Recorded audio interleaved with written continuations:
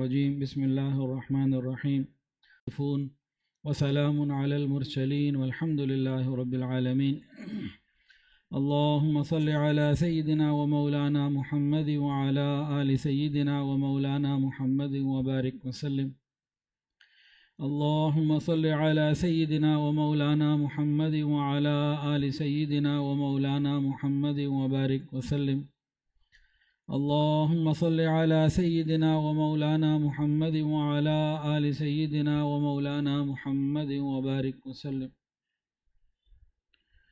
اللہ رب العزت ہم سب کا یہاں آنا، جمع ہونا اپنی بارگاہ میں قبول فرمائے، اور ان مبارک ساعتوں کو، ان اوقات کو ہمارے لیے مغفرت اور نجات کا ذریعہ بنائے، توشہ آخرت بنائے۔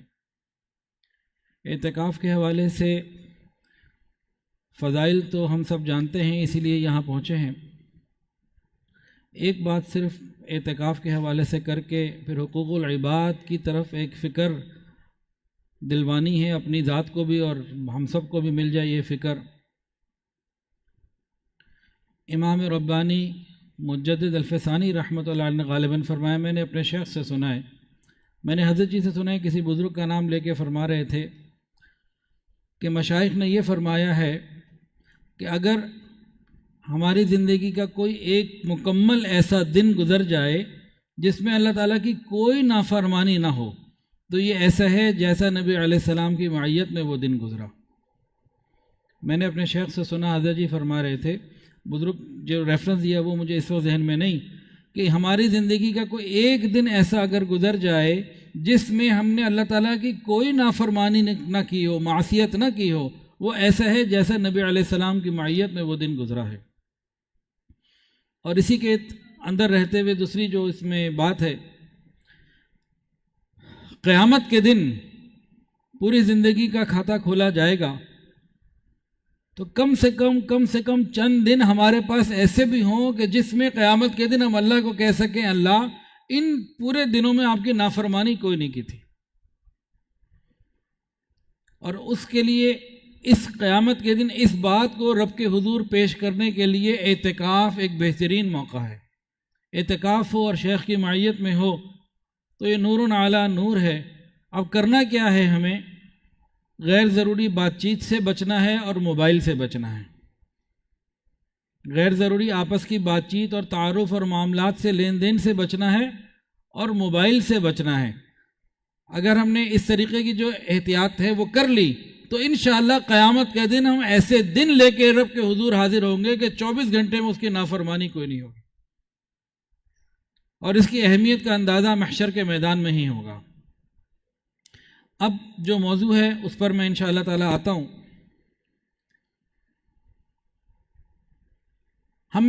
میں جو بات کر رہا ہوں نا، اپنے آپ کو شامل رکھتے ہوئے اس مجمع کے حوالے سے بات کر رہا ہوں، باہر والے مخاطب نہیں ہیں، دنیا والے نا، تو بعض مثالیں اگر کوئی آئیں تو برا نہ اس کو سمجھ لے، صرف اصلاح کے اعتبار سے جس میں میں خود شامل ہوں۔ نبی کریم صلی اللہ علیہ وآلہ وسلم نے ارشاد فرمایا، صحابہ سے پوچھا مفلس کون ہے؟ میں اگر آپ سے پوچھوں مفلس کون ہے تو کیا کہیں گے؟ غریب کون ہے؟ جس کے پاس پیسے نہیں، عام طور سے تو نظر یہیں پہ جاتی ہے پہلی نظر۔ تو فرمایا، عرض کیا صحابہ نے کہ جس کے پاس درہم اور دینار نہ ہو وہ مفلس ہے؟ فرمایا نہیں۔ اب الفاظ میرے ہیں، مفہوم عرض کر رہا ہوں کہ میری امت کا حقیقی مفلس وہ ہے کہ اس کے نامہ اعمال میں حج بھی ہوں گے اور اس کے نامہ اعمال میں نیکیاں بھی ہوں گی، اس نے معاد الفقیر میں 10 دن کا اعتکاف بھی ہر سال کیا ہوگا، بیانات بھی خوب کیے ہوں گے، مراقبے بھی خوب کیے ہوں گے، بڑے بڑے اعمال لے کر آئے گا۔ ان اعمال کے لانے کی گارنٹی زبان نبوت سے مل رہی ہے کہ وہ لوگ جو بھی ہوں گے وہ بڑے بڑے اعمال لے کر آئیں گے، پہاڑوں جتنے بھی اور بڑے بڑے عظیم اعمال ان کے پاس ہوں گے، لیکن حقوق العباد میں کام خراب ہوگا۔ لوگ آئیں گے اپنا حق وصول کرنے، اب اگر پراپرٹی ہضم کی تھی یا کسی کا مال پیسہ کھایا تھا یا کسی کو برا بھلا کہا تھا، کچھ اور کیا تھا، اب تو دینے کے لیے کچھ نہیں۔ کیا ہوگا؟ اس کی نیکیاں ان کو دی جائیں گی حق کے بقدر۔ حقوق والے اتنے ہوئے، دکاندار تھا، یہ اعتکاف میں تو بیٹھا تھا لیکن دن میں بہت ساری چیزیں چائنا کو کوریا کر کے بیچتا تھا وغیرہ وغیرہ. کوئی ایسی خرابی تھی جو متواتر چل رہی تھی اس کے ہاں. اس خرابی کی وجہ سے جب لینے والے حق آئے تو ساری نیکیاں تو ایسے منٹوں میں گئیں. ابھی اور لمبا پیچھے رش لگا ہوا ہے.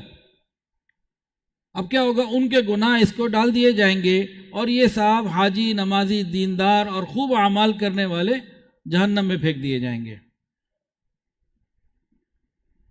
تو ہم ہو سکتا ہے کہ قیامت کے دن نماز کے پیپر میں کامیاب ہو جائیں، اعتکاف کے پیپر میں کامیاب ہو جائیں، زکوٰۃ میں، حج میں، مراقبے میں، ذکر اذکار میں، روزوں میں، ان عبادات میں ہو سکتا ہے ہم پاس ہو جائیں. لیکن ان چیزوں میں پاس ہونے کے باوجود کچھ چیزیں ایسی ہیں جو ابھی جنت میں داخلے میں رکاوٹ ہیں.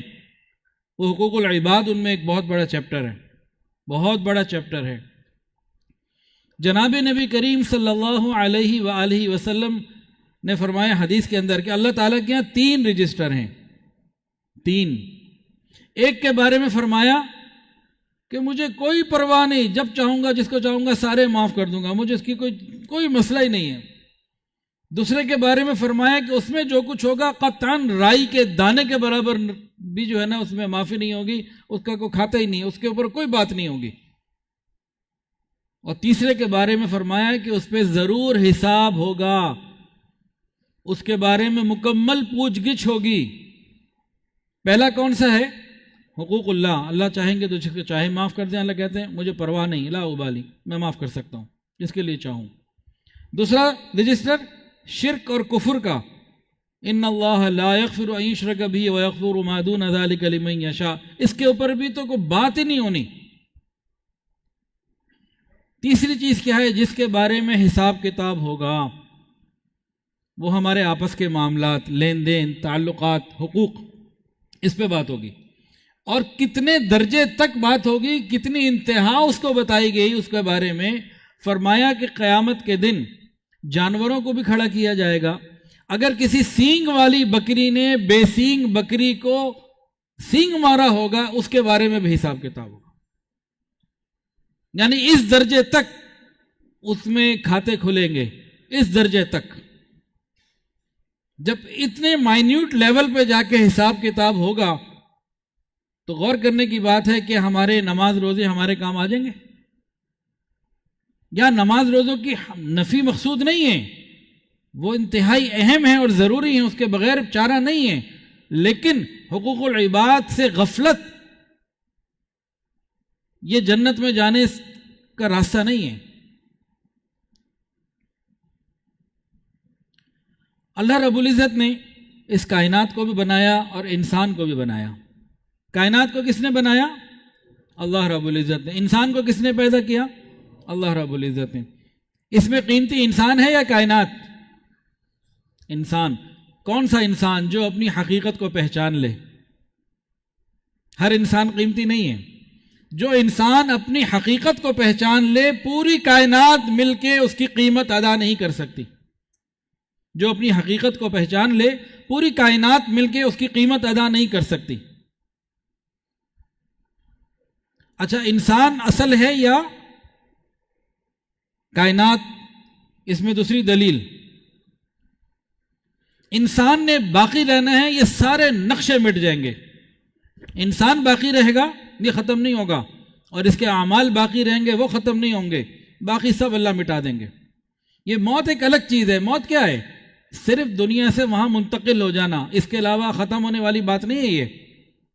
لیکن یہ زمین آسمان تو مٹا دی جائے گی، فنا ہو کے رہے گی. تو یہ وہ ایک اور دلیل ہے کہ انسان اور اس کے اعمال کی اہمیت کائنات اور کائنات کی چیزوں سے زیادہ ہے. تیسری بات، کائنات کی جتنی چیزیں ہیں، زمین کے اندر جتنے وسائل ہیں، یہ اپنی ذات کے اعتبار سے معصوم ہیں. یہ تو انسان کے ہاتھ میں آتے ہیں تو وہ ان کو صحیح یا غلط استعمال کرتا ہے. کائنات میں جتنے وسائل ہیں، مال و دولت یا کچھ بھی نعمت، یہ اپنی ذات کے اعتبار سے معصوم ہیں. یہ جو ہمارے ہاتھوں میں آتے ہیں تو ہم اس کا استعمال صحیح یا غلط کرتے ہیں. تو یہاں سے بزرگوں نے لکھا کہ جو حالات دنیا کے اوپر آتے ہیں وہ دنیا کی چیزوں سے نہیں آتے، ترقی یا معاملات سے نہیں آتے، انسان کے اعمال سے آتے ہیں، کیونکہ انسان اصل ہے اور اس کے معاملات یہ اہم ہیں، باقی چیزیں تو ساری اس کے بعد درجہ آتا ہے۔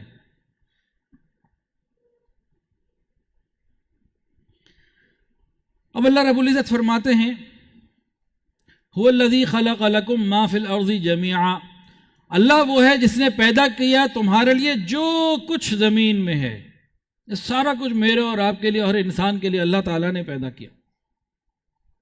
الحمدللہ، کہتے ہیں الحمدللہ، اللہ کا کتنا بڑا انعام ہے کہ اللہ خود فرما رہے ہیں کہ میرے بندے اپنی حقیقت پہچان، دیکھ تو میرے یہاں کتنا قیمتی ہے کہ سارا تو تیرے لیے پیدا کیا ہے، تو کتنا میرے لیے قیمتی ہے، مجھے تجھ سے کتنی محبت ہے، ان چیزوں کو پہچانو تو صحیح، یہ سارا نظام تمہارے لیے۔ لیکن جب یہ سارا نظام ہمارے لیے تو کچھ مقاصد آگے متعین کر دیے گئے، ایسے نہیں چھوڑ دیا گیا کھلا۔ اللہ تعالیٰ نے قرآن مجید میں میری اور آپ کی پیدائش کا مقصد بیان کیا، وَمَا خَلَقْتُ الْجِنَّ وَالْإِنسَ إِلَّا لِيَعْبُدُونَ،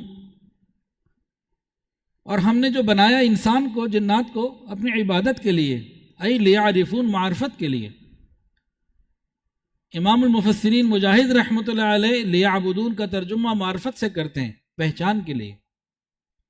اور اگر تھوڑا سا گہری نظر سے دیکھا جائے تو جو یہ نماز، روزہ، حج، یہ اعتکاف اور یہ معاملات، یہ ہماری عبادت کا ایک ظاہری علامتی رخ ہیں۔ حقیقی رخ کیا ہے؟ نماز روزہ عبادت ہیں، لیکن یہ ایک ظاہری علامت اور ایک ظاہری رخ ہے۔ حقیقی عبادت کیا ہے؟ حقیقی عبادت 24 گھنٹے اللہ تعالیٰ کی بندگی کرنا ہے۔ اِنَّا عَرَضْنَا الْأَمَانَةَ عَلَى السَّمَاوَاتِ وَالْأَرْضِ وَالْجِبَالِ، یہ جو بندگی کی امانت ہے، وَمَا خَلَقْتُ الْجِنَّ وَالْإِنسَ إِلَّا لِيَعْبُدُونَ أَيْ لِيَعْرِفُونَ، یعنی اللہ تعالیٰ کو پہچاننا۔ اللہ تعالیٰ کو پہچاننے میں صرف اتنا پہچاننا کہ وہ ایک ہے اور وحدہ لا شریک ہے، یہ مکمل نہیں ہے۔ اس کو پہچاننا، اس کے نظام کو پہچاننا، اس کو عمل کرنے کی کوشش کرنا، یہ سب اس میں آئے گا۔ تو عبادت اصل کیا ہے کہ اللہ تعالیٰ کو پہچان لینا، نظام کو پہچان لینا اور اپنے آپ کو اس کے مطابق ڈھال لینا۔ اور یہ نماز روزہ کیا ہے؟ یہ بندگی کا اظہار کا ایک ذریعہ ہے۔ اس کو سادہ سے اگر ہم سمجھیں مثال سے، تو کیا مثال بنتی ہے؟ ہم پاکستانی ہیں تو ریاست کے قوانین ہمارے اوپر لاگو ہوتے ہیں، لیکن 23 مارچ، 14 اگست، بعض دن ایسے آتے ہیں جو قومی دن ہوتے ہیں، اس میں ہم جھنڈا لگاتے ہیں، اس میں ہم نعمت، آزادی کی نعمت کا شکریہ ادا کرتے ہیں۔ یہ جو 23 مارچ یا 14 اگست یا ایسے جو دن آ جائیں قومی، یہ اس وفاداری کا جو ہم ریاست سے کرتے ہیں، محبت کا جو ہمیں اپنی ریاست سے ہے، اس کا اظہار ہے۔ وہ اصل نہیں ہے، وہ اظہار ہے۔ اظہار بھی بہت ضروری ہے۔ اسی طرح نماز، روزہ، حج، زکوٰۃ، عبادات کا یہ عملی اظہار ہے، بندگی کا عملی اظہار ہے۔ اصل بندگی نماز کے 1 گھنٹے سے نکل کے ہے۔ 24 گھنٹے کی زندگی میں 5 نمازیں، 24 گھنٹے کا دن 5 نمازیں 1 گھنٹے میں ہو جاتی ہیں کم و بیش، باقی 22-23 گھنٹے، وہ 22-23 گھنٹے اس نظام کے مطابق گزارنا، یہ اہم ہے۔ معاشرے میں جو ہم رہتے ہیں نا، ہمارے ہر عمل کا، ہمارے ہر بول کا دوسرے کے اوپر اثر ہوتا ہے۔ حقوق العباد کے اعتبار سے یہ ساری باتیں عرض کر رہا ہوں۔ ہم معاشرے میں رہتے ہیں، ہمارے ہر عمل کا، میں کسی سے خریداری کر رہا ہوں، اس کا معاشرے پہ اثر ہے، میں کچھ سیل کر رہا ہوں، اس کا معاشرے پہ اثر ہے، میں کسی سے محبت کر رہا ہوں، اس کا اثر ہے، کسی سے دشمنی کر رہا ہوں، اس کا اثر ہے۔ جتنے بھی معاملات ہیں، راستے میں ہم پیدل چلتے ہوئے جا رہے ہیں، اس کا اثر ہے، گاڑی چلاتے ہوئے جا رہے ہیں، اس کا اثر ہے۔ حتیٰ کہ اگر میں تنہائی میں بیٹھ کے موبائل کے اوپر کچھ اچھا یا کچھ برا کر رہا ہوں، اس کا بھی معاشرے پہ اثر ہے۔ ہماری ہر حرکت کا، ہر عمل کا معاشرے کے اوپر اثر ہے۔ اس اثر میں ہم نے پہچاننا ہے کہ اللہ تعالیٰ کی مرضی کیا ہے۔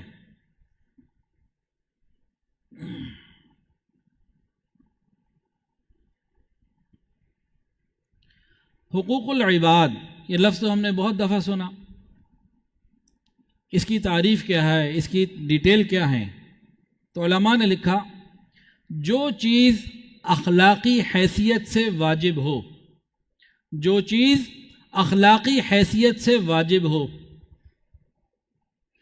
اس کی اور تفصیل کر لیں اس جملے کی، حقوق العباد کسے کہتے ہیں کہ جو چیز اخلاقی حیثیت سے ہم پر واجب ہو، اس کی اور ڈیٹیل کر دیں تو وہ یہ ہے کہ بحیثیت انسان کے، ایک انسان کے دوسرے انسان کے اوپر وہ ذمہ داریاں واجبات جو پوری کرنی ضروری ہیں وہ ہمارے پاس امانت ہے، اور ہم نے بطریق امانت ان ذمہ داریوں کو دوسروں کے لیے ادا کرنا ہے۔ یہ جو حقوق العباد ہیں یہ بطریق امانت ہیں، ان کا حکم امانت کا ہے۔ شادی ہو گئی، اب بیوی کے جتنے حقوق ہیں یہ مرد کے لیے ادا کرنے بطریق امانت واجب ہیں، مرد کے جتنے حقوق بیوی کے اوپر ہیں بطریق امانت ادا کرنے واجب ہیں۔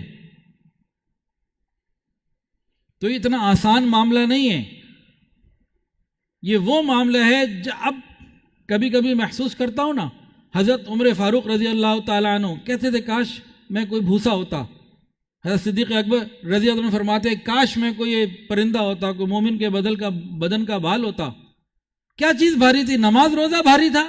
نا نا نا نا نا، یہ حقوق، یہ ذمہ داریاں دوسروں کی جو ہمارے اوپر آتی ہیں ان کو ادا کرنا یہ بھاری تھا، یہ مشکل تھا۔ نماز پڑھنی تو مشکل اتنی نہیں تھی، وہ احساس جب آتا ہے تو رونگٹے کھڑے ہو جاتے ہیں۔ اللہ تعالیٰ فرماتے ہیں خلق لکم ما فی الارض جمیعا، تمہارے لیے پیدا کیا جو کچھ ہے۔ تو یہاں اللہ نے کچھ کو مال دیا تو ان کو بھی حکم بھی دے دیا وفی اموالہم حق للسائل والمحروم، اس جو تمہیں مال ملا ہے سارا تمہارا نہیں ہے، اس میں بہت سے لوگوں کے حقوق ہیں، معلوم کرو، والا علم حاصل کرو۔ اگر مال ملا ہے تو اس کے حقوق کے بارے میں علم حاصل کرو۔ کسی کے پاس زمین ہے اور اللہ نے ہری بھری کھیتی عطا فرما دی تو قرآن میں آتا ہے وَآتُوا حَقَّهُ يَوْمَ حَصَادِهِ وَلَا تُسْرِفُوا، پیداوار کا حق کٹائی کے دن ادا کرو۔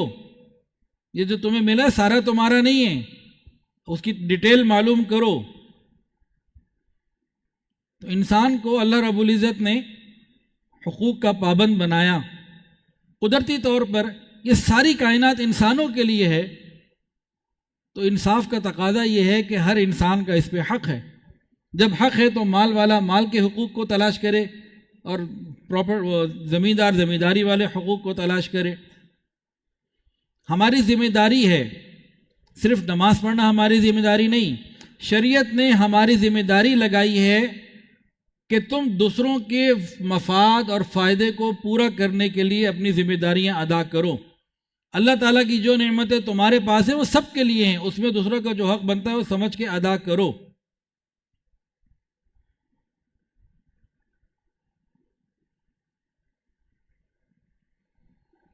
حقوق کی ادائیگی میں بہت سارے مذاہب اور بہت ساری دنیا کی قومیں اپنی اپنی باتیں کرتی ہیں۔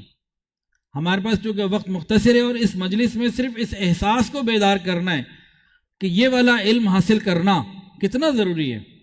مساجد میں، مدارس میں اور مختلف جگہوں پہ حقوق کے بارے میں کورسز کرنا، کروانا، بار بار اس کو سمجھنا، اور ہر مسلمان کی ذمہ داری ہے کہ بھئی کون سا حق میری طرف ہے، معلوم ہوگا تو ادا کر سکے گا، معلوم اگر نہیں ہوگا تو دن رات حقوق العباد میں کوتاہیاں ہم سے ہو رہی ہیں اور ہوتی رہیں گی اگر جب تک معلوم نہ کریں۔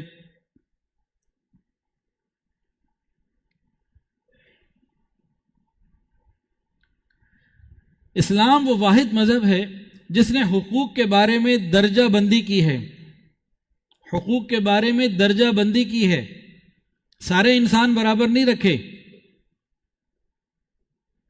اب ایک درجہ بندی کی مثال سمجھیں، ایک آدمی ہے، اس کے پاس صرف اتنے پیسے ہیں کہ ایک آدمی کی مدد کر سکتا ہے، ایک انسان ہے اس کے پاس صرف اتنی اماؤنٹ ہے کہ کسی ایک آدمی کی پریشانی کو دور کر سکتا ہے۔ اب اس کے بعد کئی لوگ ہیں جو بیمار ہیں اور ضرورت مند ہیں، تو اس کی مرضی نہیں ہے کہ ان میں سے جس کو مرضی دے دے، اتنی چھٹی نہیں ہے۔ بندہ کہے جی پیسے میرے ہیں، میں جس کو مرضی دے دوں، کون ہے تو مجھے پوچھنے والا؟ نہیں، ایسا نہیں چھوڑا۔ بندہ ایک ہے، اس کے پاس اتنے پیسے ہیں، کسی ایک کی مدد کر سکتا ہے، ضرورت مند 4-5 ہیں، اس میں سے ایک اس کی سگی ماں ہے، بیمار ہے، محتاج ہے، ایک اس کا والد ہے، ایک اس کا بھائی ہے، ایک پڑوسی ہے، اور ایک شہر کا کوئی آدمی اور ایک ملک کا کوئی آدمی، ہم وطن ہیں۔ اگر کوئی آدمی قریب کے لوگوں کو چھوڑ کے باہر کسی کو جا کے چیریٹی دے رہا ہے، ڈونیشن دے رہا ہے اور اس کی مدد کر رہا ہے، تو اسلام کی روح سے یہ ظالم ہے۔ گھر میں ماں بیمار تھی، ماں کا حق چھوڑ کے یہ آگے کیسے چل گیا؟ قدم کیسے بڑھا؟ گھر میں بیوی بیمار تھی، اس کو چھوڑ کے یہ آگے کیسے بڑھ گیا؟ ہاں، جس کے پاس وسائل زیادہ ہیں وہ تو پھر اس کی بات ہے۔ بات تو کوئی آدمی ماں باپ اولڈ ہوم میں ہے، ماں باپ کی کیئر نہیں ہے، دوسروں کا خیال کر رہا ہے، تو شریعت کی نگاہ میں یہ سخی نہیں ہے، ظالم ہے۔ دوسرے انداز سے سمجھنا چاہیں، اس نے باہر دور جا کے کسی کی مدد کی، اس مدد کی اس کو اگر 100 نیکیاں ملی، جو ماں باپ کی یا بیوی کے ساتھ نہ کرنے کا گناہ ملا وہ 10,000 کا تھا۔ تو حقوق کی درجہ بندی بھی شریعت نے ہمیں سکھائی ہے، اس کی پوری ڈیٹیل ہے۔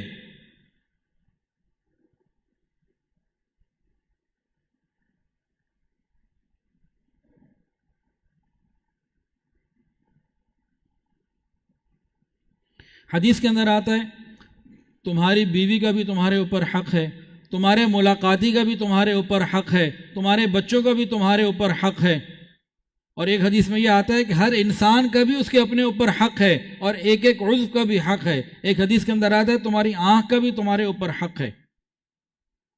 حقوق کی وسعت اتنی عجیب ہے، اتنی وسعت ہے کہ انسان حیران ہو جاتا ہے۔ انسانوں کے حقوق بھی ہیں اور اس میں پوری درجہ بندی ہے، جمادات کے بھی حقوق ہیں، یہ پتھر، یہ ٹائل، ان پتھروں کے بھی حقوق ہیں۔ پانی بھی جمادات میں آتا ہے، پانی کا بھی حق ہے۔ کیا مطلب؟ نبی علیہ السلام وضو کر رہے تھے، ایک وضو کے بارے میں ایک حدیث موجود ہے نا، کہ فرمایا کہ بہتے دریا کے اوپر بھی وضو کر رہے ہو تو ضرورت سے زیادہ استعمال نہ کرنا، حق تلفی ہوگی پانی کی۔ اس پانی میں پتہ نہیں اور کتنے جانداروں کا اور کسی نباتات کا حق ہو، تم نے کیسے ضائع کر دیا؟ تو یہاں تک محتاط رہنا ہے۔ جمادات کا بھی حق ہے کہ جمادات کا حق کیا ہے؟ ان کو غلط جگہ استعمال نہ کیا جائے، اسراف نہ کیا جائے، فضول خرچی اس میں نہ ہو۔ نباتات کا بھی حق ہے کہ ان کی مناسب نشو و نما کا خیال رکھا جائے۔ حیوانات کا بھی حق ہے کہ ان کو بلا وجہ تکلیف نہ دی جائے۔ آپ کا گھوڑا ہے، آپ مالک ہیں، آپ کو اللہ نے خوب وسائل دیے ہیں، جی اس مالک صاحب کو شریعت نے بتایا کہ بلا وجہ اپنے گھوڑے پر ہی بیٹھ سکتا، مقصد ہے سفر کرنا ہے تو ٹھیک ہے، یہاں سے جہاں مرضی جائے، لیکن خالی بیٹھا ہوا اس کے اوپر بوجھ ڈالا ہوا ہے، کوئی پرپز ہی نہیں ہے، تو اس کو نبی علیہ السلام نے پسند نہیں فرمایا۔ جانوروں تک کے حقوق باقاعدہ نبی علیہ السلام نے بتائے ہیں۔ انسانوں کے بھی حقوق ہیں۔ جانوروں کے حقوق میں مثال کے طور پر ایک آدمی کو شوق ہے شکار کرنے کا، اور اس کو یہ بھی دل کرتا ہے کہ شکار کر کے میں مرغابی کھاؤں، تو شریعت کہتی ہے ہاں بالکل ٹھیک ہے، آپ جائیں مرغابی شکار کر لیں اور استعمال کر کے کھا لیں۔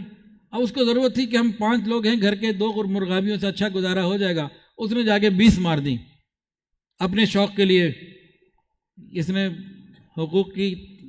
حق تلفی کی ہے۔ اس کو 2 ہی کا شکار کرنا تھا جو کی ضرورت تھی، 20 کیوں کر دیں؟ ہاں 20 کی ضرورت ہے تو 20 کرے، پھر 25 نہ کرے۔ تو ہر جگہ ان چیزوں کے بارے میں تسلی کے ساتھ غور کرنا ہے۔ تو انسان کے علاوہ دوسری جو مخلوقات ہیں ان کے حقوق کو اگر سمیٹا جائے تو 2 حق بنتے ہیں۔ ایک کہ جس مقصد کے لیے اللہ نے ان کو بنایا ہے ان چیزوں کو اسی مقصد کے تحت استعمال کیا جائے۔ انسان کے علاوہ جو باقی مخلوقات ہیں ان کے حقوق کو اگر سمیٹا جائے تو 2 جملوں میں آ سکتا ہے۔ ایک یہ ہے کہ جس مقصد کے لیے اللہ تعالیٰ نے اس چیز کو پیدا کیا اسی مقصد کے لیے اس کو استعمال کیا جائے۔ دوسرا، ان کے قدرتی نشو و نما کے اوپر بلا ضرورت رکاوٹیں نہ لگائی جائیں، کیونکہ وہ سب کا حق ہے، وہ صرف ایک انسان کا نہیں ہے، وہ سب کا حق ہے۔ اور نبی علیہ الصلوۃ والسلام نے اس حوالے سے ایک بڑی زبردست مثال بتائی، بہت خوبصورت۔ اب مجھے نہیں معلوم یہ بیان آپ کو اچھا لگ رہا ہے کہ برا لگ رہا ہے، کیونکہ یہ ذرا سوکھی سوکھی باتیں ہیں۔ چند دن پہلے میں نے ایک جگہ بیان کیا تو میں نے حقوق کے اوپر کچھ بات کی، انہوں نے کہا جناب یہ آپ نے کیا بیان کر دیا، قرآن مجید کی ختم قرآن مجید کی محفل تھی، آپ کو بتانا تھا قاری صاحب کو اتنی بڑی جنت ملے گی، والدین کو اتنی بڑی جنت ملے گی، مسجد والوں کو اتنی ملے گی، اور فلاں کو اتنی ملے گی، اور یہ تو سارے چڑھتے پڑھتے جائیں گے، جنت میں جائیں گے۔ آپ نے تو اوپر پہنچانا تھا، آپ نے تو ہمیں پریشان کر دیا، فکر مند کر دیا۔ یہ بے فکری جہنم میں لے جاتی ہے۔ ہمیں کہیں نہ کہیں اپنے آپ کو فکر مند رکھنا ہے۔ وہ فضائل اپنی جگہ بالکل ٹھیک ہیں، ان کا بھی موقع آتا رہتا ہے۔ نبی علیہ الصلوۃ والسلام نے ایک مثال بتائی کہ ایک شخص بیل کے اوپر سواری کر کے جا رہا تھا، بیل کے اوپر بیٹھا ہوا سواری کر رہا تھا۔ بیل نے اس کی طرف رخ کیا اور اللہ نے اسے گویائی دی۔ بیل نے شکوہ کیا کہ میں تو سواری کے لیے نہیں بنایا گیا، میں تو کھیتی باڑی کے لیے بنایا گیا ہوں، میں تو سواری کے لیے نہیں پیدا کیا گیا، میرا مقصد تو کھیتی باڑی تھا، تم کدھر مجھے استعمال کر رہے ہو۔ یہاں بتایا جا رہا ہے کہ جو چیز جس ترتیب کے مطابق ہے اسی ترتیب کے مطابق استعمال کرنا ہے۔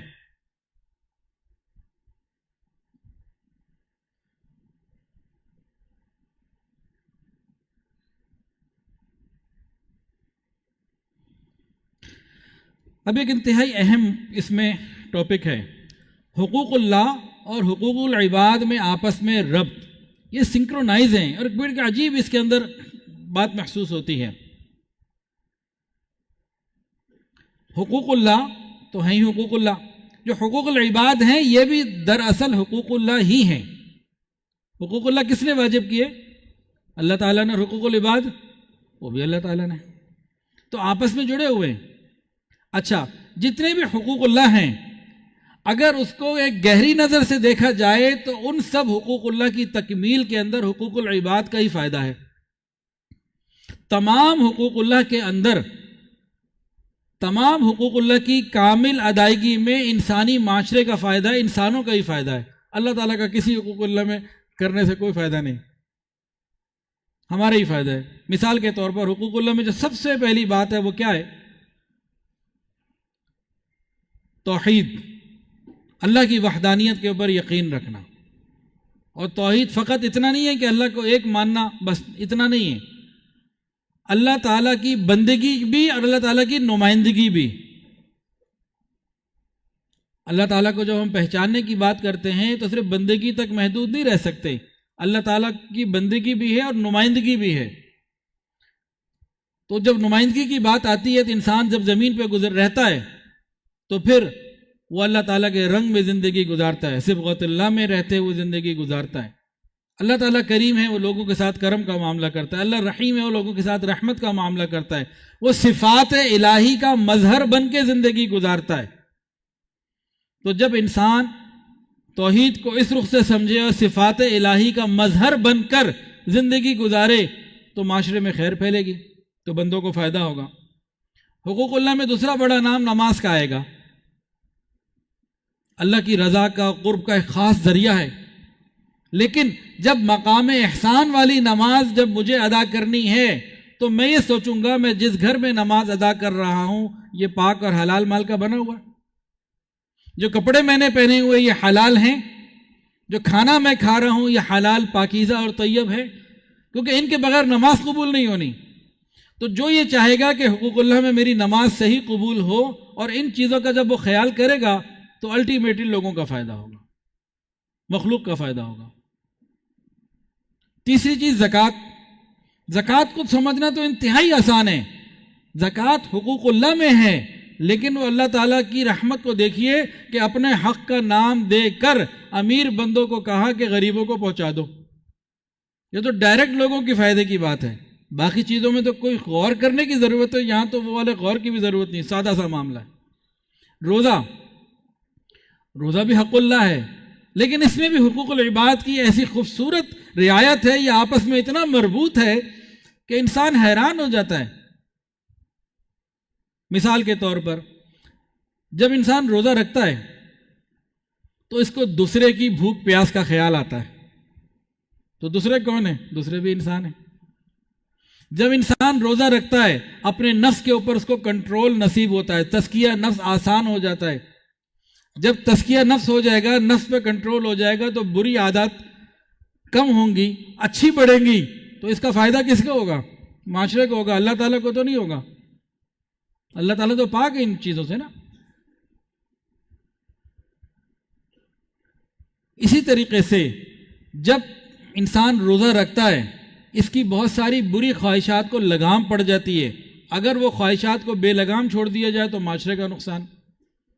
تو یوں روزہ ہے حقوق اللہ کے اندر، لیکن جب اس کو صحیح کمال کے ساتھ ادا کریں گے تو فائدہ معاشرے کا ہے، اپنا ہی ہے۔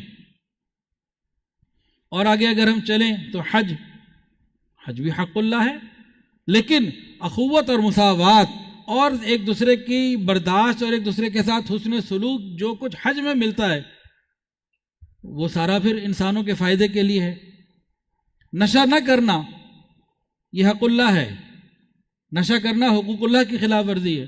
اگر کوئی نشہ کرتا ہے تو نعوذ باللہ اللہ تعالیٰ کو تو اس کا کوئی نقصان نہیں پہنچتا، اسی کی عقل خراب ہوتی ہے، اسی کا حسب نسب خراب ہوتا ہے، اسی کے اخلاق خراب ہوتے ہیں، اسی کی زندگی تباہ ہوتی ہے، اور اس کے ساتھ متعلقین کی۔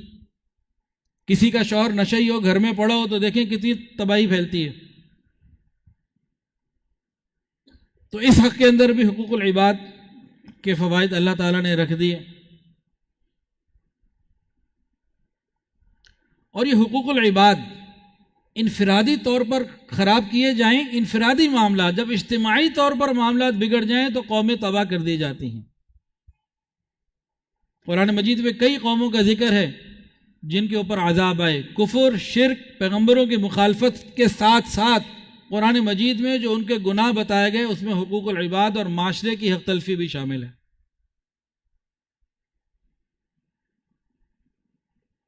مثال کے طور پر حضرت نوح علیہ السلام کے بارے میں آیا، قالوا انؤمن لک واتبعک الارذلون، قوم نوح نے کہا کیا ہم آپ کی بات مان لیں؟ یہ جو آپ کے پیچھے کمین لوگ ہیں ان کی کیا مطلب ہے؟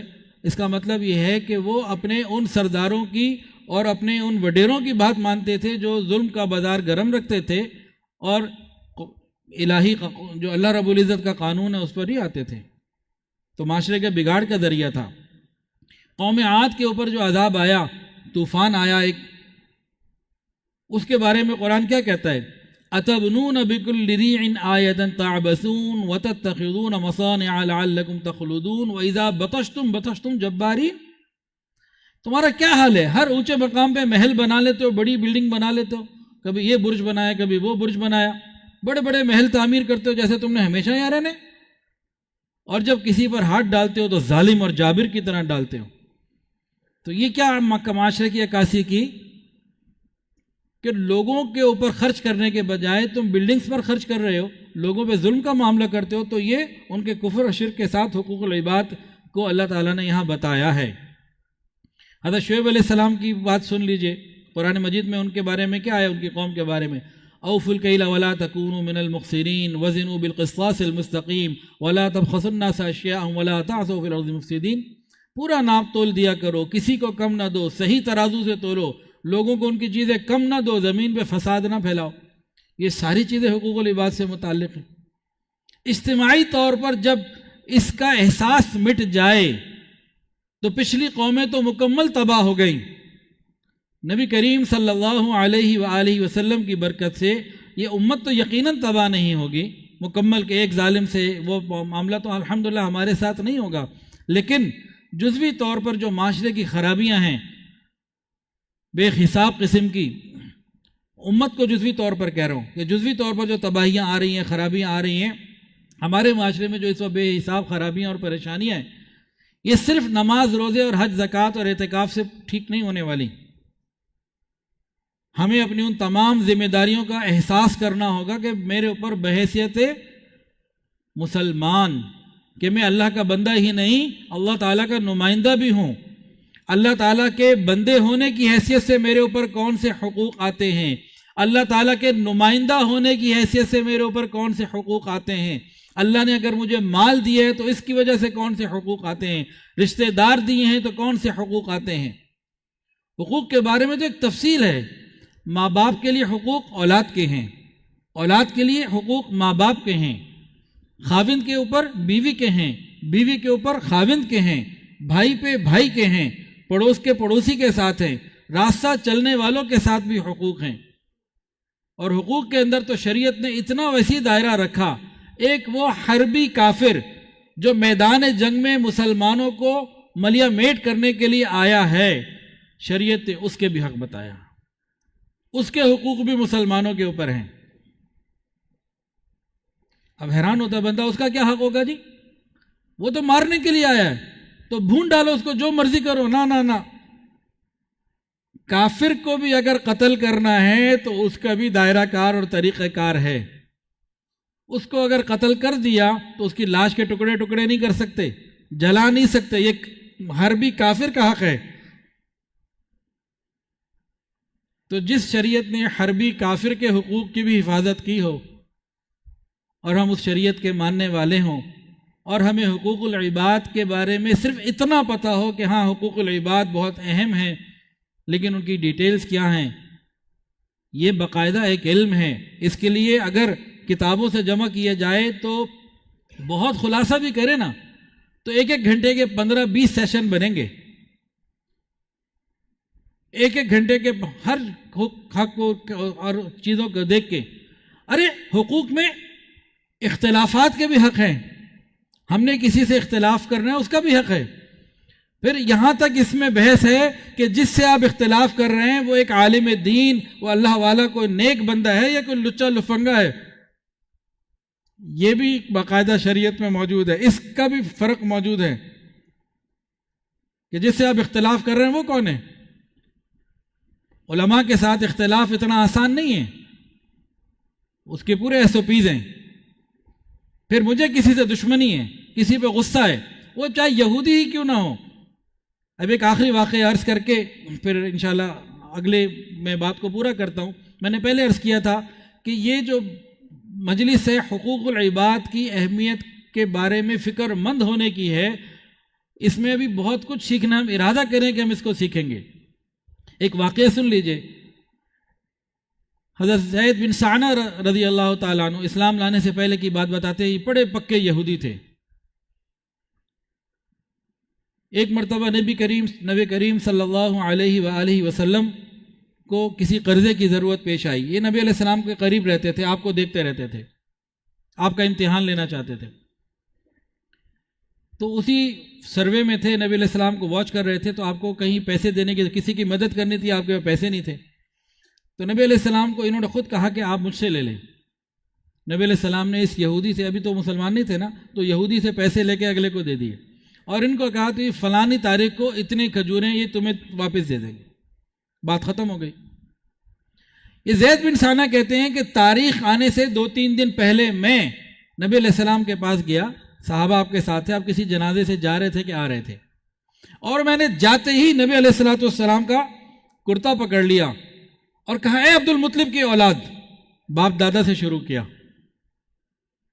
اگلے کو غصہ اور دلانے کے لیے نا، لوگوں کا حق ادا نہیں کرتے ہو۔ کہتے ہیں کہ جب میں نے یہ جملہ بولا اور یہ انداز اختیار کیا تو مجھے تو غصہ نہیں تھا، میں تو واچ کر رہا تھا، تو میں نے دیکھا نبی علیہ السلام کے چہرے پہ اطمینان اور سکون ہے، اور ساتھیوں کو دیکھا تو حضرت عمر فاروق رضی اللہ تعالیٰ عنہ ایک دم غصے میں آ گئے اور چاہتے تھے کہ بس کچھ وہ کریں، تو غصے کے ساتھ مجھے انہوں نے کہا کہ وہ خدا کے دشمن، یہ وہ شخص ہے جو نبی علیہ السلام کے ساتھ اتنی بے ادبی کر رہا ہے۔ ادھر عمر فاروق رضی اللہ تعالیٰ عنہ جیسے صحابی ہیں، وہ اس کو کیا کہہ رہے ہیں، حقوق کے باب میں اس کو سمجھیں۔ کہا کہ او خدا کے دشمن، اگر تیرے حق کا خیال نہ ہوتا تیری گردن ابھی اڑا دیتا، اگر تیرے حق کا خیال نہ ہوتا تو تیری گردن میں ابھی اڑا دیتا۔ نبی علیہ السلام نے جب حضرت عمر کی یہ بات سنی تو اس یہودی کو تو کچھ نہیں کہا۔ حضرت عمر کو نبی علیہ السلام نے فرمایا، عمر کیا کر رہے ہو، تمہیں چاہیے تھا مجھے نصیحت کرتے کہ حق ادا کرو، اور اس کو یوں نصیحت کرتے کہ اچھے انداز سے مطالبہ کرو. اب جاؤ اس کا جو 80 وسق یا جو بھی اس کا ہم نے وزن دینا ہے فلانی جگہ تیار ہے، دے دو. اور تم نے اس کے ساتھ جو سخت کلامی کی ہے اس کے تاوان میں مزید اتنا وزن اس کو ایکسٹرا دے دو. حقوق کے اندر، لوگوں کے خیال کے اندر ان باتوں کو دیکھیں. صرف نماز، روزے اور مراقبے سے یہ والا معاملہ کلیئر ہو جائے قیامت کے دن، مشکل کام ہے. بہت ممکن ہے قیامت کے دن ہم نماز میں پاس ہو جائیں، روزے میں پاس ہو جائیں، اعتکاف بڑا اچھا کیا پاس ہو جائیں، مراقبے میں پاس ہو جائیں، عبادات کی لائن میں پاس ہو جائیں. لیکن اگر عبادات کے بعد معاملات میں آگے پھنس گئے تو فقط عبادات ہماری نجات کا ذریعہ نہیں بن سکیں گی، بلکہ یہ ساری عبادات حقوق والے لے جائیں گے اور ہم باہر کھڑے ہوں گے، تماشا دیکھ رہے ہوں گے. تماشا کیا دیکھ رہے ہوں گے؟ جہنم کی آگ میں جل رہے ہوں. تو گزارش یہ ہے کہ حقوق العباد کے حوالے سے، حقوق کے حوالے سے ہم سب ارادہ کریں کہ ہم نے اس علم کو سیکھنا ہے. کس کی کیا ذمہ داری میرے اوپر ہے؟ حقوق العباد کسے کہتے ہیں؟ شروع میں عرض کیا تھا، اخلاقی حیثیت سے جو چیز ہمارے اوپر واجب ہو. اس کی اور تفصیل بھی عرض کی تھی. بحیثیت انسان کسی دوسرے انسان کے وہ حقوق، وہ ذمہ داریاں جو مجھے پورا کرنا ضروری ہیں بطریق امانت، بطریق امانت مجھے ادا کرنی ہے. یہ احساس جب بندے کو آتا ہے تو رونگٹے کھڑے ہو جاتے ہیں. ان ساری باتوں کو سن کے، ابھی تو میں نے مختصر ایک سمری پیش کی ہے، جب حقوق کی ڈیٹیل میں جاتے ہیں اور غور کرتے ہیں تو محسوس ہوتا ہے کہ حضرت ابوبکر صدیق رضی اللہ تعالی عنہ جو پرندے کو دیکھ کے کہتے تھے کاش میں پرندہ ہوتا، کاش میں مومن کے بدن کا بال ہوتا.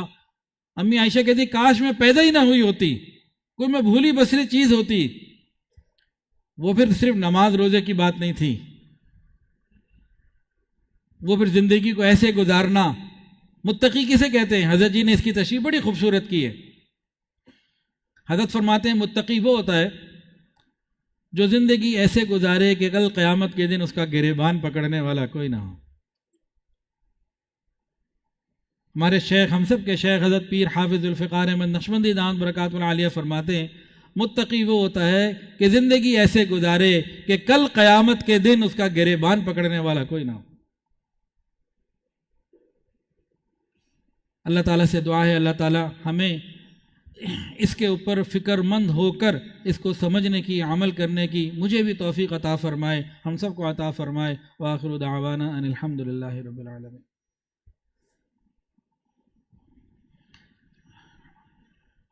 ختمات شریفہ پڑھ لیجئے. بسم اللہ الرحمن الرحیم. اللهم صل على سيدنا ومولانا محمد وعلى آل سيدنا ومولانا محمد وبارك وسلم. اللهم صل على سيدنا محمد.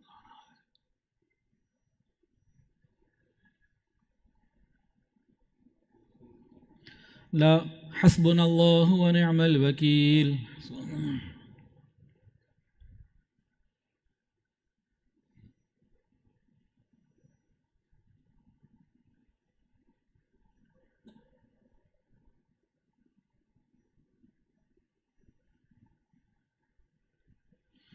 اللهم صل على سيدنا ومولانا محمد وعلى آل سيدنا ومولانا محمد وبارك وسلم.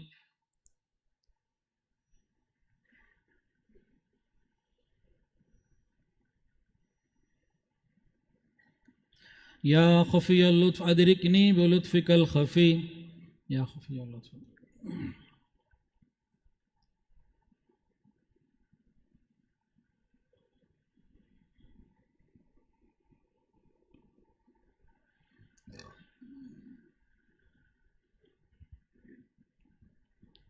اللهم صل على سيدنا ومولانا محمد وعلى آل سيدنا ومولانا محمد وبارك وسلم.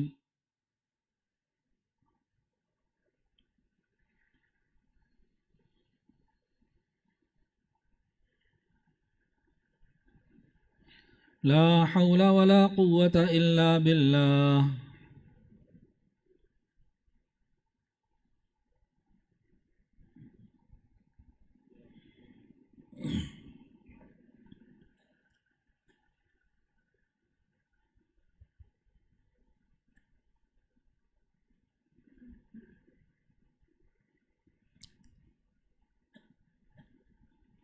اللهم صل على سيدنا ومولانا محمد وعلى آل سيدنا ومولانا محمد وبارك وسلم.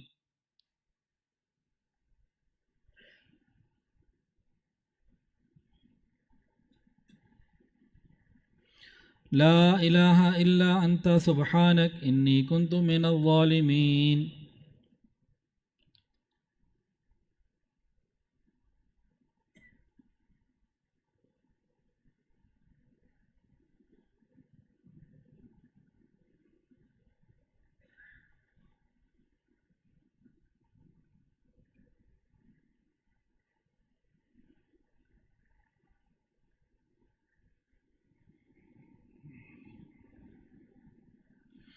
اللهم صل على سيدنا ومولانا محمد وعلى آل سيدنا ومولانا محمد وبارك وسلم.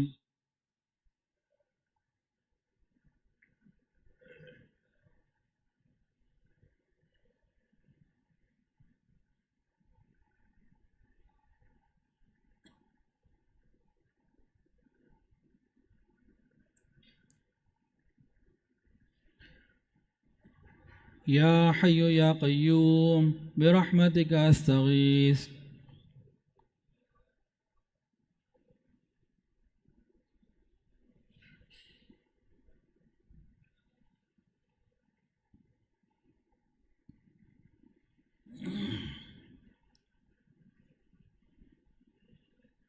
اللهم صل على سيدنا ومولانا محمد وعلى آل سيدنا ومولانا محمد وبارك وسلم.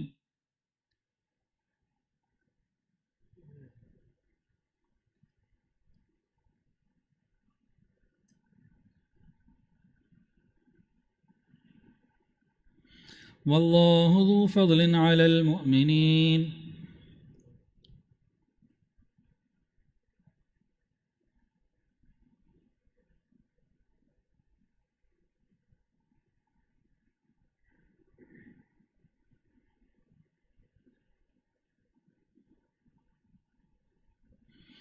اللهم صل على سيدنا ومولانا محمد وعلى آل سيدنا ومولانا محمد وبارك وسلم.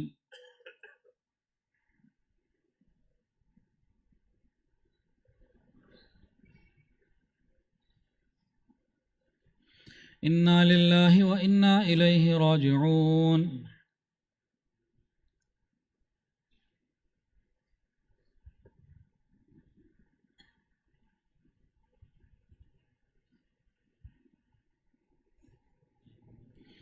اللهم صل على سيدنا ومولانا محمد وعلى آل سيدنا ومولانا محمد وبارك وسلم. اللهم صل على سيدنا.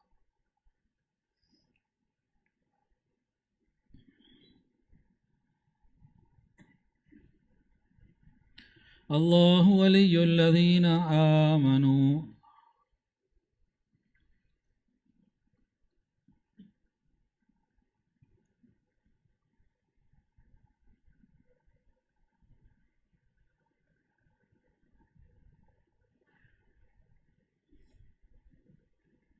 اللهم صل على سيدنا ومولانا محمد وعلى آل سيدنا ومولانا محمد وبارك وسلم.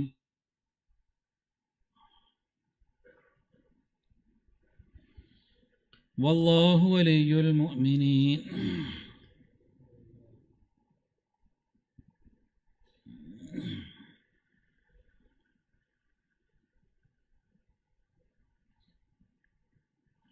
اللهم صل على سيدنا ومولانا محمد وعلى آل سيدنا ومولانا محمد وبارك وسلم. تھوڑی دیر کے لیے مراقبہ کر لیجئے، آنکھوں کو بند کر لیجئے، سروں کو جھکا لیجئے، یہ خیال کر کے بیٹھیں کہ اللہ تعالیٰ کی طرف سے رحمت آ رہی ہے، میرے دل میں سما رہی ہے، اور میرا دل کہہ رہا ہے اللہ اللہ اللہ.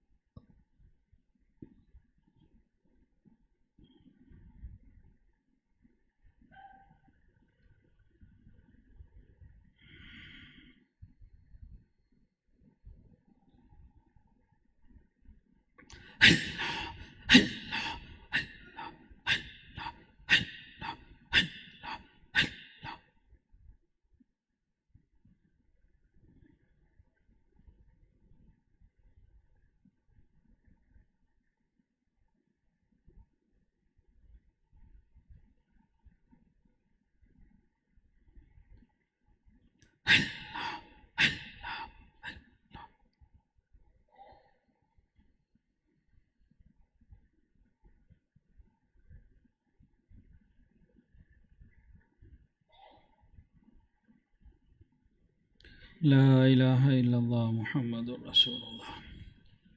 حقوق کے حوالے سے شیخ کے حقوق ہیں، شیخ کے گھر والوں کے، اماں جان کے، صاحبزادگان کے بچوں کے حقوق ہیں، شیخ کی خانقاہ کے حقوق ہیں، پیر بھائیوں کے حقوق ہیں، کہ مسجد میں رہ رہے ہیں مسجد کے حقوق ہیں، قرآن مجید پڑھتے ہیں تلاوت کے حقوق ہیں۔ یہ حقوق کی اتنی گہری تفصیل ہے کہ انسان اس پہ غور کرے نہ تو رونگٹے کھڑے ہوتے ہیں۔ نماز سے وہ رونگٹے کھڑے نہیں ہو سکتے جو حقوق کے اوپر فکر کرنے سے کھڑے ہوتے ہیں۔ اللہ تعالی ہمیں ان حقوق کو ادا کرنے کی توفیق عطا فرمائے، اور آسان دعا تو یہی لگتی ہے کہ اللہ جتنے لوگوں کے بھی حقوق ہیں ہمیں توفیق بھی عطا فرمائیے کہ ہم ادا کر سکیں، اور ان کو اتنا اتنا اتنا عطا کر دیجئے کہ آپ ہمیں ان سے راضی کروا دیجئے۔ دعا کر لیجئے۔ الحمدللہ رب العالمین، الحمدللہ رب العالمین، الحمدللہ رب العالمین، وصلی اللہ علی النبی الامی الکریم۔ ربنا ظلمنا انفسنا وان لم تغفر لنا وترحمنا لنکونن من الخاسرین۔ اللہ ہم آپ کے عاجز مسکین بندے ہیں، اللہ ظاہر میں بندے، حقیقت میں نہایت ہی گندے ہیں۔ یا اللہ ہمارے دلوں کی گندگیوں کو دور فرما، ہمارے سینوں کو اپنے نور سے منور فرما۔ رب کریم ہمارے دلوں کو اپنی یاد سے آباد فرما، رب کریم سینوں کو اپنی محبت سے لبریز فرما، خطاؤں سے درگزر فرما، عیبوں کی پردہ پوشی فرما۔ رب کریم اپنی رحمتوں کی پشت پناہی نصیب فرما، سر کے بالوں سے لے کر پاؤں کے ناخنوں تک نیکی تقوی عطا فرما، حیا اور پاک دامنی والی زندگی عطا فرما۔ رب کریم ہماری تنہائیوں کو پاکیزہ فرما، ہماری مجالس کو پاکیزہ فرما، ہماری راتوں کو پاکیزہ فرما۔ یا الہ العالمین، حقوق کے باب میں تو ہم بالکل ختم ہیں، یا اللہ بالکل صفر ہیں۔ اللہ صفر کا بھی کوئی درجہ اگر ہے تو ہم تو اس سے بھی نیچے ہیں۔ اللہ ہم پر رحمت فرما دیجئے، ہمیں قیامت کے دن کی مفلسی سے بچا لیجئے۔ یا اللہ قیامت کے دن کی مفلسی سے بچا لیجئے۔ یا اللہ حقوق کو ادا کرنے کا اہتمام اور شوق عطا فرما دیجئے، حقوق مانگنے کے بجائے ادا کرنے کا شوق اور اس کی توفیق عطا فرما دیجئے۔ یا الہ العالمین، رمضان کا آخری عشرہ جہنم کی آگ سے نجات کا ہے۔ اے کریم آقا، ہم آپ کے گھر میں آ کے بیٹھ چکے ہیں، ہمیں جہنم سے نجات عطا فرما دیجئے۔ اللہ اپنی رحمت فرما دیجئے۔ اللہ بنی اسرائیل کا ایک شخص 100 بندوں کو قتل کر کے نیکوں کی بستی کی طرف چلا تھا، توبہ کی نیت و ارادے سے، اپنی اصلاح کے ارادے سے، ابھی توبہ تو نہ کی تھی، راستے میں موت آ گئی، آپ نے اپنی رحمت سے اسے جنت عطا فرما دی۔ اللہ ہم تو دور قریب سے چل کے نیکوں کی بستی معد الفقیر میں پہنچ چکے ہیں، اللہ اپنی رحمت فرما دیجئے۔ ہمارے بڑوں کا جو آپ سے تعلق ہے اس کی لاج رکھ لیجئے، ہمیں رسوائی سے بچا لیجئے، دنیا کی ہو یا آخرت کی، ہمیں رسوائی سے بچا لیجئے۔ یا الہ العالمین، ہمارے روزوں کو قبول فرما لیجئے، سحری افطاری کو قبول فرما لیجئے، تلاوت سخاوت کو قبول فرما لیجئے۔ یا الہ العالمین، ہم پر رحمت فرما دیجئے۔ رب کریم جب تک زندگی باقی ہے ایمان، صحت اور عافیت والی زندگی عطا فرما دیجئے۔ اللہ جب موت کا وقت آ جائے ہماری زبانوں سے کلمہ جاری فرما دینا۔ یا اللہ ہم پر رحمت فرما دیجئے۔ اللہ اپنے محبوب کی امت پر رحمت فرما دیجئے، محبوب کی امت پر رحمت فرما دیجئے۔ اقوام عالم کے سامنے یہ بے بس کھڑی ہے، اللہ رحمت فرما دیجئے۔ اے کریم آقا، اپنی رحمت کی چادر اس امت کو عطا فرما دیجئے۔ یا اللہ اپنی پشت پناہی عطا فرما دیجئے۔ یا اللہ فلسطین کے مظلوم مسلمانوں کی مدد فرما دیجئے۔ یا اللہ کشمیر اور جہاں جہاں دنیا میں مسلمان پریشان ہیں، اللہ ان کی پریشانیوں کو دور فرما دیجئے۔ غزہ والوں کی حفاظت فرما لیجئے۔ یا اللہ اپنی رحمت فرما دیجئے، انہوں نے بے حساب قربانیاں گزشتہ 1.5 سال میں دے چکے ہیں، اللہ ان قربانیوں کو قبول فرما کر اب ان کے لیے آسانی عطا فرما دیجئے۔ یا اللہ ہم پر رحمت فرما۔ یا اللہ ہمارے پورے ملک پر رحمت فرما، بلوچستان پر رحمت فرما، ہمارے ملک کے چپے چپے اور بچے بچے پر رحمت فرما۔ اس ملک کو یا اللہ اسلام کا قلعہ بنا، معاشی استحکام عطا فرما، سیاسی استحکام عطا فرما۔ یا اللہ ہم پر رحمت فرما دیجئے۔ اللہ بہت لوگ یہاں جمع ہیں، دور قریب سے چل کر آئے ہیں، اللہ سب کے چل کے آنے کو قبول فرما لیجئے، سب کی تمناؤں کو پورا فرما دیجئے۔ اللہ ہماری تمام پریشانیوں کو دور فرما دیجئے۔ یا اللہ جو صاحب اولاد ہیں انہیں اولاد کی خوشیاں عطا فرما دیجئے، اولاد کے غموں سے محفوظ فرما دیجئے۔ جن گھروں میں جوان بچے بچیاں موجود ہیں قدردان رشتے عطا فرما دیجئے، والدین کے لیے فرائض نبھانے آسان فرما دیجئے۔ یا اللہ ہم سب کو رزق حلال آسان فراخ اور بابرکت عطا فرما دیجئے، حرام اور مشتبہ سے محفوظ فرما دیجئے۔ اللہ جن کے کاروباری مسائل ہیں وہ کاروباری مسائل حل فرما دیجئے، جو گھریلو پریشانیوں میں گھریلو پریشانیوں کو دور فرما دیجئے، جو ہمارے اٹکے ہوئے کام ہیں ان کا حل ہو جانا آسان فرما دیجئے، رکے ہوئے کاموں کا سلجھنا اور ان کا حل ہو جانا آسان فرما دیجئے۔ اللہ اپنی رحمت فرما دیجئے۔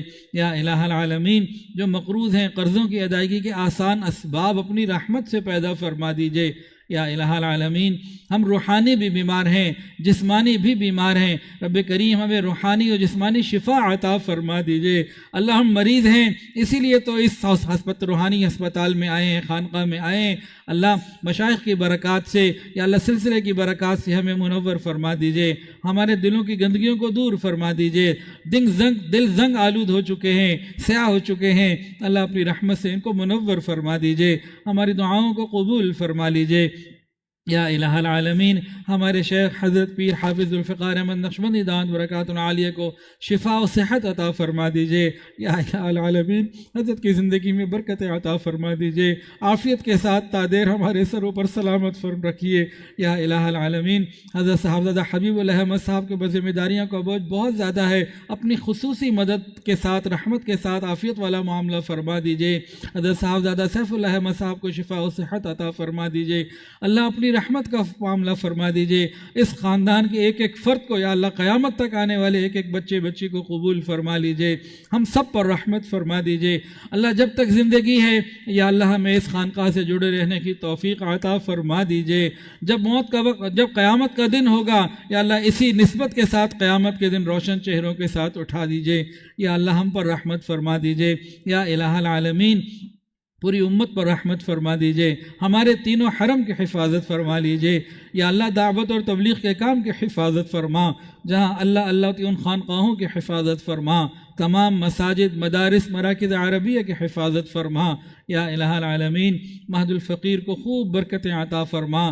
یا الہ العالمین یہاں پڑھنے پڑھانے والوں کو سالکین کو قبول فرما، یہاں جو خدمت کے لیے رہتے ہیں ان کو قبول فرما۔ حضرت شیخ الحدیث صاحب کو بالخصوص مزید قبولیت اور برکتیں عطا فرما۔ یا اللہ ہم سب پر اپنی رحمت کی نظر فرما۔ حضرت جی کی نسبت سے پوری دنیا میں جہاں جہاں دین کا کام ہو رہا ہے، حضرت جی کے خلفاء کام کر رہے ہیں، متعلقین کام کر رہے ہیں، سب کو قبول فرما۔ پوری دنیا میں جہاں جہاں اہل حق ہیں ان کی حفاظت فرما۔ پورا باطل اہل حق کو بدنام کرنے کے لیے، ہمارے اکابر کے اوپر باتیں بنانے کے لیے، کیچڑ اچھالنے کے لیے تیار ہے۔ اللہ ہمیں اپنے اکابرین کے ساتھ نتھی رہنے کی توفیق عطا فرما۔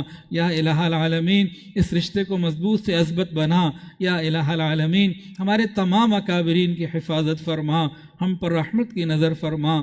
یا الہ العالمین جو لوگ 10 دن کے لیے اعتکاف کے لیے موجود ہیں ان کو بھی قبول فرما، ان کی برکت سے کم وقت والوں کے لیے کو بھی قبول فرما، پوری امت پر رحمت فرما۔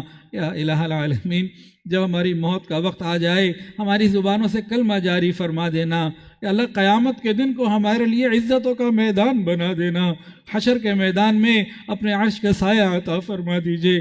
یا اللہ قیامت کے دن جناب نبی کریم صلی اللہ علیہ وآلہ وسلم کی شفاعت عطا فرما دیجئے، آپ کے مبارک ہاتھوں سے جام کوثر عطا فرما دیجئے۔ یا اللہ نبی علیہ السلام کی معیت میں اللہ جی بغیر عذاب کے، بغیر حساب کتاب کے جنت الفردوس عطا فرما دیجئے۔ یا الہ العالمین بہت سارے لوگوں نے دعاؤں کے لیے کہا، جو کہنا چاہتے تھے نہیں کہہ پائے، اور وہ لوگ جن کا حق ہے، بے شمار لوگ ہیں جن کے حقوق ہیں، یا اللہ سب پر رحمت فرما دیجئے۔ قیامت کے دن یا اللہ ہمیں حقوق والے پیپر سے بھی آزادی عطا فرما دیجئے۔ اللہ ہم اقرار کرتے ہیں کہ اگر یہ والا کھاتہ کھل گیا ہم حساب دینے کے قابل نہیں ہیں، ہم آپ سے بس یہ درخواست کرتے ہیں، اے اللہ آپ کے خزانے بے حد و بے حساب ہیں، اپنے محبوب کے دل کی خوشی کے لیے یا اللہ تمام اہل حقوق کو خوب عطا فرما دیجئے، ان کو راضی اور خوش کر دیجئے، اور ہمیں جہنم سے بچا لیجئے۔ اور زندگی جتنی ہے یا اللہ جو غلطیاں ہو گئیں ان پہ ہم معافی آپ سے بھی مانگتے ہیں، اور حق والوں سے بھی مانگنے کی توفیق عطا فرما دیجیے، اور جہاں تک ممکن ہے ہمیں حقوق ادا کرنے کی سعادت اور توفیق اور فکر عطا فرما دیجیے۔ وصلی اللہ، یا اللہ جو مانگا عطا فرما دیجیے، جو مانگنا چاہیے تھا نہیں مانگ سکے وہ بھی عطا فرما دیجیے۔ رب کریم اپنی شان کے مطابق عطا فرما دیجیے۔